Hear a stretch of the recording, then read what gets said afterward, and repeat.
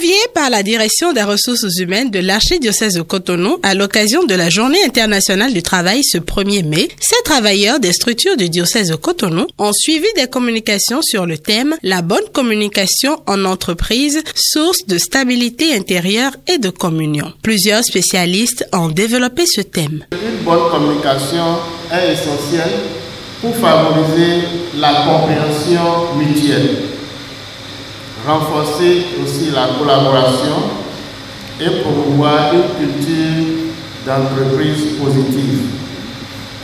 En revanche, une mauvaise communication peut entraîner des malentendus, des conflits, des tensions et mettre en péril la stabilité et l'harmonie de l'organisation.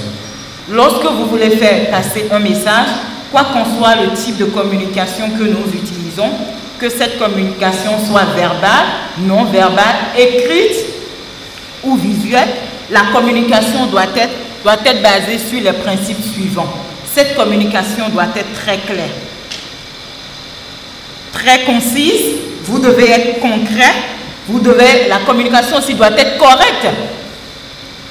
Ça doit être cohérent, complet et courtois. C'est très important.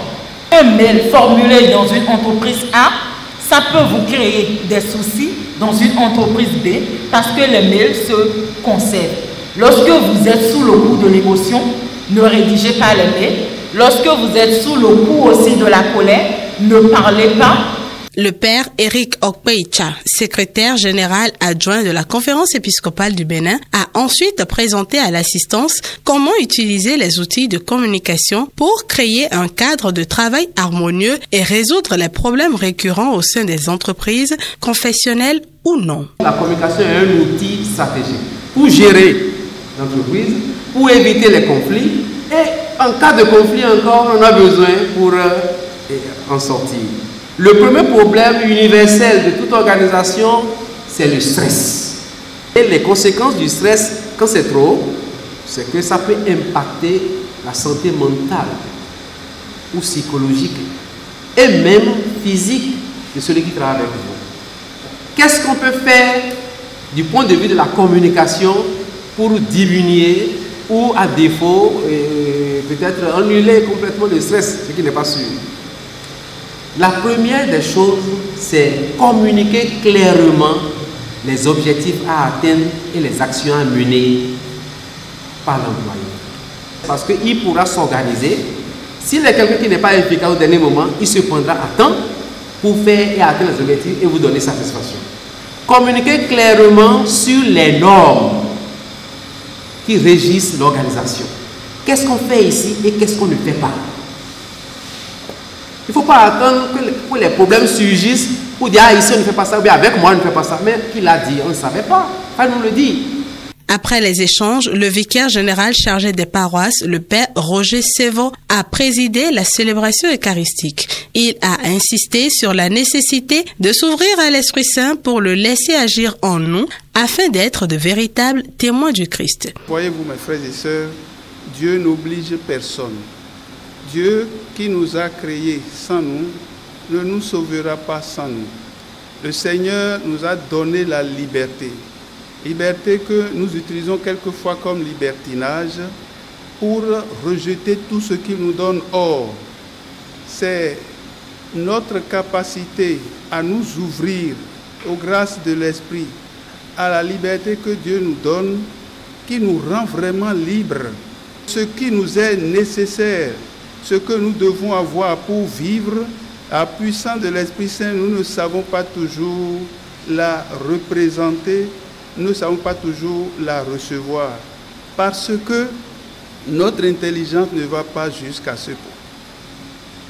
Vous et moi ici, nous reflétons l'image de l'Église institutionnelle et de l'Église structurelle de notre diocèse. Ceux qui ne connaissent pas du tout l'Église, ceux qui ne connaissent pas du tout le Dieu de Jésus-Christ, c'est à travers nous qu'ils peuvent se le représenter. Alors, quand ils viennent dans nos bureaux, quand ils viennent dans nos institutions, quand ils viennent dans nos structures et qu'ils nous voient, ils se disent, voilà l'Église, Voilà comment réagissent les chrétiens. À la fin de la messe, le directeur adjoint de la direction des ressources humaines, le père Rodrigue Anani, a adressé les remerciements de l'archidiocèse à tous ces travailleurs pour le travail abattu au quotidien. Nous sommes là non seulement pour faire le point, mais aussi pour vous féliciter. Féliciter chacun de vous pour tout ce que vous avez été pour l'Église et avec l'Église. Nous ne pouvons pas vous payer réellement tout ce que vous faites pour l'Église, on ne peut pas. Mais on ne peut qu'apprécier chacun dans l'effort qu'il fournit. Parmi vous tous, et il y a d'autres personnes qui font encore des efforts.